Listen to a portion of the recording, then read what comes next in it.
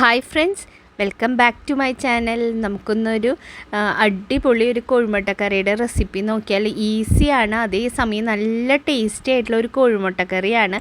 ഇതിപ്പോൾ ചൂടാറിയിട്ടില്ല, ചൂടാറി വരുമ്പോൾ ഒന്നും കൂടി തിക്കായിട്ടുള്ള ഒരു ഗ്രേവിയാണ്. എന്താപോലെ ഇങ്ങനെ കുറുക്ക് പോലെ ഇരിക്കണ, ചാറ് പോലെ അങ്ങനെ ഇരിക്കണ ഒരു കോഴിമുട്ടക്കറിയാണ്.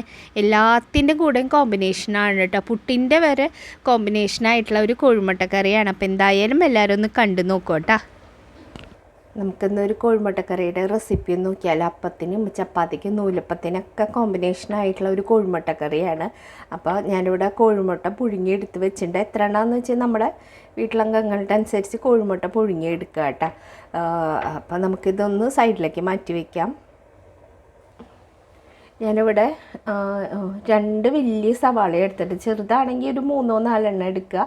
എന്നിട്ട് ഇങ്ങനെ ചെറുതായിട്ടൊന്ന് കട്ട് ചെയ്തെടുത്തിട്ടുണ്ട്, വേഗം വാടിക്കിട്ടാൻ വേണ്ടിയിട്ടാണ്. പിന്നെ തക്കാളി എടുത്തിട്ടുണ്ട്, ഒരു 4 പച്ചമുളക് എടുത്തിട്ടുണ്ട് കേട്ടോ. പിന്നെ ഇഞ്ചി വെളുത്തുള്ളി വേണം. അപ്പോൾ ഇതും സൈഡിലേക്ക് ഒന്ന് ഇരിക്കട്ടെ. നമുക്ക് വഴറ്റാനുള്ള പാനൊന്ന് വെച്ച് കൊടുക്കാം കേട്ടോ. അപ്പം ഞാൻ ഒരു പാൻ വെച്ച് കൊടുത്തിട്ടുണ്ട്. അതൊന്ന് ചൂടായി വരുമ്പോൾ നമുക്ക് ഇതിലേക്ക് ഓയിൽ ഒഴിച്ച് കൊടുക്കാം കേട്ടോ.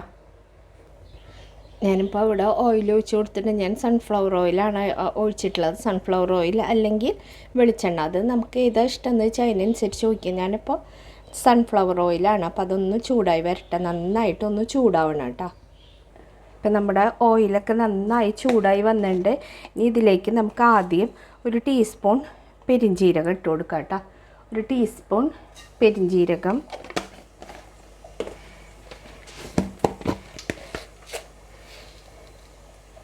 പിന്നെ ഒരു 1/2 ടീസ്പൂൺ സാദാ ജീരകം ഉണ്ടല്ലോ, അത് ഇട്ട് കൊടുക്കാം. എന്നിട്ടൊന്ന് വഴറ്റി കൊടുക്കാം കേട്ടോ. കരിയാണ്ട് നോക്കണം. നമ്മുടെ ഓയിൽ നന്നായി ചൂടായിട്ടുള്ള കാരണം പെട്ടെന്ന് കരിയും. അപ്പോൾ അതൊന്ന് ശ്രദ്ധിക്കണം കേട്ടോ. അപ്പം അത് ഒന്ന് മൊരിഞ്ഞ് വന്നിട്ടുണ്ട്. ഇനി ഇതിലേക്ക് നമുക്ക് ഇഞ്ചിയും വെളുത്തുള്ളിയും ചതച്ച് വെച്ചതാണ്, അത് ആഡ് ചെയ്ത് കൊടുക്കാം.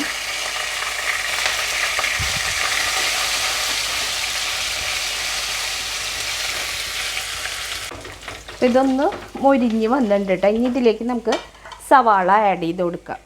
ആദ്യം സവാള മാത്രം കേട്ടോ.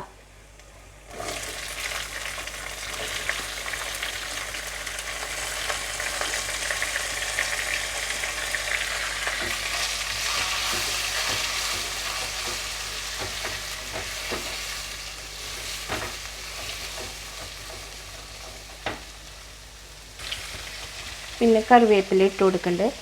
പിന്നെ നമുക്ക് പച്ചമുളക് ഇപ്പോൾ 2 എണ്ണം നമ്മൾ നടുക്ക് കീറിയിട്ടൊന്ന് ഇട്ട് കൊടുക്കുന്നുണ്ട് കേട്ടോ.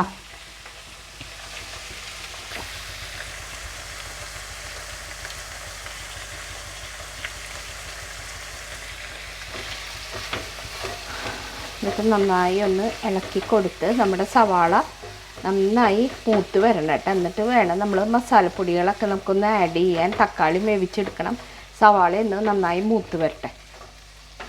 ഇതിലേക്ക് ഒരു ടീസ്പൂൺ ഉപ്പ് ആഡ് ചെയ്ത് കൊടുക്കുന്നുണ്ട്.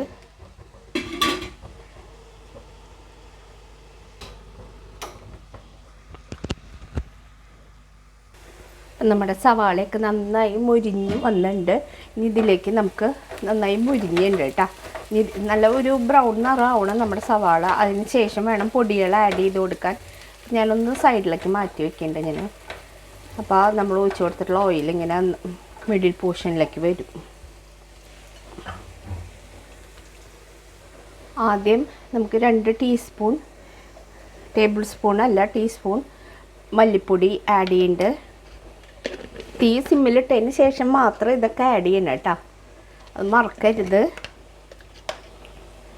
പിന്നെ മഞ്ഞൾപ്പൊടി, ലാസ്റ്റ് കുറച്ച് മുളക് പൊടി ആഡ് ചെയ്യുന്നുണ്ട്. മുളക് പൊടി ആഡ് ചെയ്യുമ്പോൾ പ്രത്യേകം ശ്രദ്ധിക്കണം, കാരണം നമ്മൾ ഓൾറെഡി പച്ചമുളക് നല്ല എരിവുള്ളതാണെന്ന് വെച്ചാൽ മുളക് പൊടിയുടെ കുറയ്ക്കുക കേട്ടോ.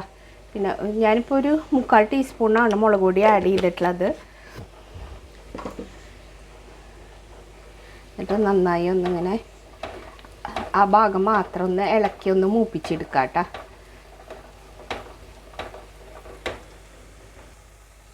കുറച്ച് നേരം ഇങ്ങനെ ഇളക്കിയതിന് ശേഷം മൊത്തമായിട്ട് നമുക്കിങ്ങനെ ഒന്ന് മിക്സ് ചെയ്തെടുക്കാം. നന്നായിട്ടൊന്ന് ആവണം കേട്ടോ. നമ്മൾ പെരിഞ്ജീരകം മാക്സിമം ഇട്ട് കൊടുക്കാൻ നോക്കുക. പെരുംജീരകത്തിൻ്റെ ടേസ്റ്റ് ഇഷ്ടമില്ലെങ്കിൽ മാത്രം അത് ഇടാണ്ടിരുന്നാൽ മതി.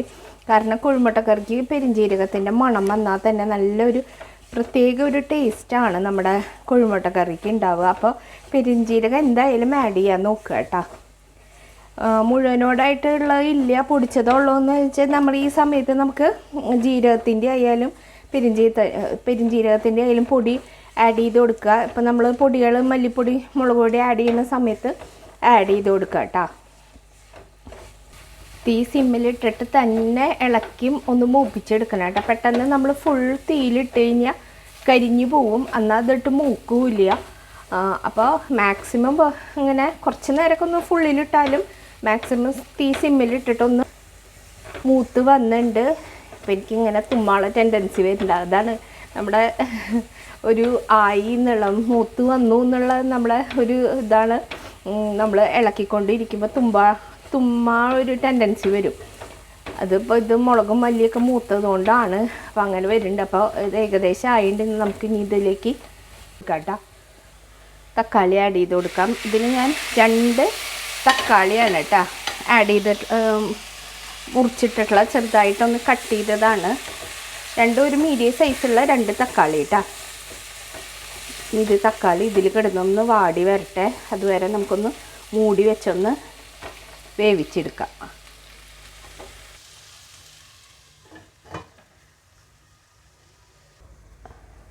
ഞാൻ ഇടയ്ക്ക് തുറന്ന് ഒന്ന് ഇളക്കി കൊടുത്തിരുന്നു. നന്നായിട്ടൊന്ന് ഇളക്കി കൊടുക്കണം കേട്ടോ. ഇതിൻ്റെ പച്ചക്കുത്തൊക്കെ പോയി എന്ന് ഉറപ്പ് വരുത്തണം. തക്കാളിയൊക്കെ വെന്തൂന്ന് നോക്കണം. അതിന് ശേഷം വേണം നമുക്ക് ബാക്കിയുള്ള കാര്യങ്ങൾ ചെയ്യാൻ. അല്ലെങ്കിൽ പിന്നെ നമ്മൾ ഇത്ര നേരം കഷ്ടപ്പെട്ടതൊക്കെ വെറുതെ ഇത്തിരി നേരം കൂടി ചെയ്ത് കഴിഞ്ഞ് ചിലപ്പോൾ നല്ലൊരു മണവും നല്ലൊരു ടേസ്റ്റാവും. ഇത് ഏകദേശം ആയിക്കൊണ്ടിരിക്കുന്നുണ്ട്. ഒന്നും കൂടി ഒന്ന് ആയിക്കോട്ടെ. തക്കാളിയുടെ ഒരു കുത്ത് പോയിട്ടില്ല. അപ്പോൾ ഇങ്ങനെ ഉടച്ചുടച്ച് കൊടുത്ത് നന്നായി ഒന്ന് വേവിച്ചെടുക്കാം കേട്ടോ. ഏകദേശം നമ്മൾ ഒഴിച്ചു കൊടുത്ത ഓയിലൊക്കെ ഇങ്ങനെ തെളിഞ്ഞ് വന്നു തുടങ്ങിയിട്ടുണ്ടായിട്ടുണ്ട്. എന്നാലും കുറച്ച് നേരം കൂടി ഒന്ന് ആയിക്കോട്ടെ. ഒരു 2 മിനിറ്റ് ഒന്ന് ഇങ്ങനെ ഒന്ന് ഇളക്കുക കേട്ടോ. തുറന്ന് വെച്ച് ഇങ്ങനെ ഒന്ന് ഇളക്കി കൊടുത്തതിന് ശേഷം നമുക്ക് ഗ്യാസ് ഒന്ന് ഓഫ് ചെയ്തിട്ട് ഇതിൽ നിന്ന് ചൂടാറാൻ വേണ്ടിയിട്ട് ഒന്ന് എടുത്ത് മാറ്റാം. ഒരു 3/4 ഭാഗം കേട്ടോ. ഗ്യാസ് ഓഫ് ചെയ്താലും കുറച്ച് നേരം ഒന്നിങ്ങനെ ഇളക്കിക്കൊണ്ടിരിക്കണം.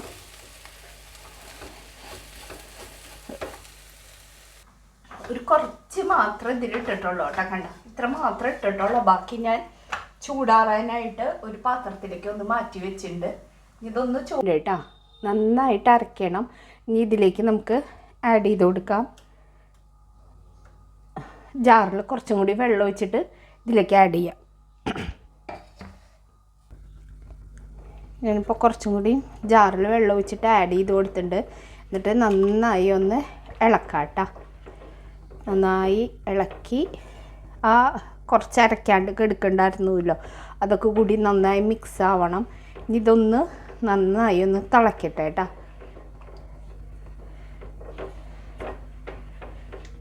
വരില്ല. അപ്പോൾ ഈ രീതിയിൽ ചെയ്യുമ്പോൾ നമുക്ക് ചാറും കിട്ടും, അപ്പത്തിൻ്റെ ഒപ്പം കഴിക്കുകയും ചെയ്യാം. നൂലപ്പ എന്താ ചപ്പാത്തിയോ പൂരിയോ എല്ലാത്തിൻ്റെ ഒപ്പം കോമ്പിനേഷനായിട്ടുള്ള ഒരു കറിയാണിത്. നല്ല ടേസ്റ്റാണ്. ഇതൊന്ന് തിളക്കിട്ടെ. ഞാൻ ഇതിൽ ഉപ്പുണ്ടോയെന്നൊന്ന് നോക്കട്ടെ.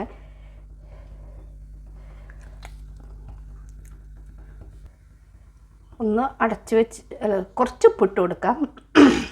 ഉപ്പ് കുറവുണ്ടായിരുന്നു. എന്നിട്ട് അടച്ച് വെച്ച് വേവിച്ചെടുക്കാം കേട്ടോ. ഉപ്പിട്ട് ഇളക്കി കൊടുക്കുന്നുണ്ട്.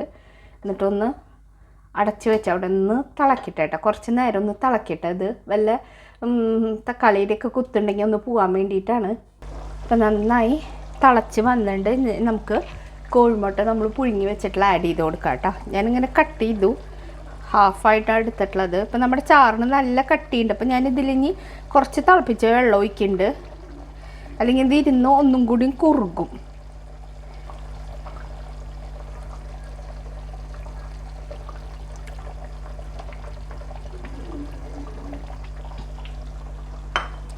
അപ്പോൾ കോഴിമുട്ടയൊക്കെ ആഡ് ചെയ്ത് കൊടുത്തിട്ടുണ്ട്.